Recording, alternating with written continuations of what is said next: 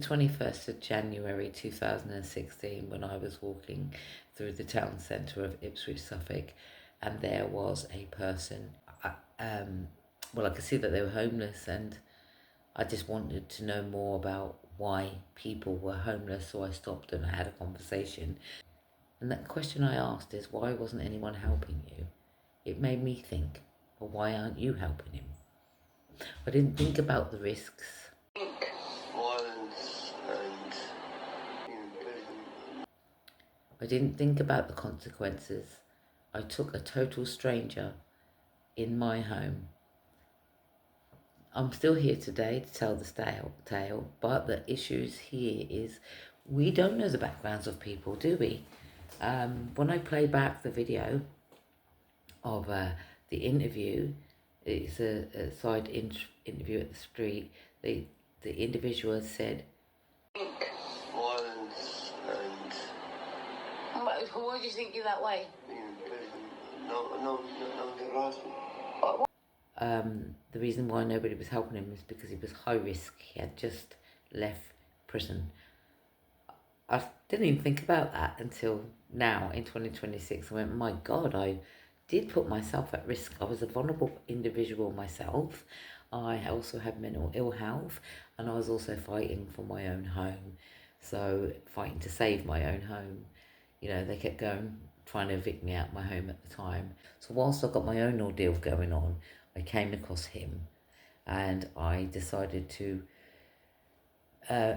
meet that individual, buy him some lunch, find out a little bit more, and then I just offered him a sofa. It was freezing cold outside. It was only going to be a temporary situation until I got them the help they needed, which was to fight back for a home that the council were holding on to.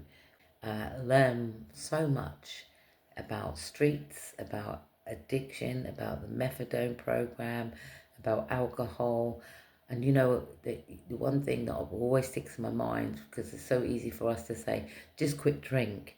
If alcoholics just quit the drink, it could actually kill them. So they need weaning off with professional support. You know, so I didn't know that, but I learned that. I also learned, as I said, the methadone program. Anyway, so I had him at my home for a few weeks. I started to help other people as well, where I could, which was challenging the people that are supposed to help them. I said you always had a challenge the council and say you have a duty of care to assist. I started getting a bit of a reputation to that at the time I was called Kerry's Angels, and I used to get volunteers to help me with awareness and help me with supplying foil blankets and food parcels, and it was exhausting, but I feel I plunged myself into somebody else's life because I was spiraling out of control myself. So I helped others, which tried to take my mind off of what I was going through. You know, that person was, I kept thinking, worse off than me, but certainly without a home and shelter, it places somebody at extreme risk. And I saw it where they would have their items removed at the side of the road. If they put down a sleeping bag, the council used to come and take the sleeping bags. Then they've got nothing. They've got no, you know, all they've got is a shop doorway. Then they were getting antisocial behaviour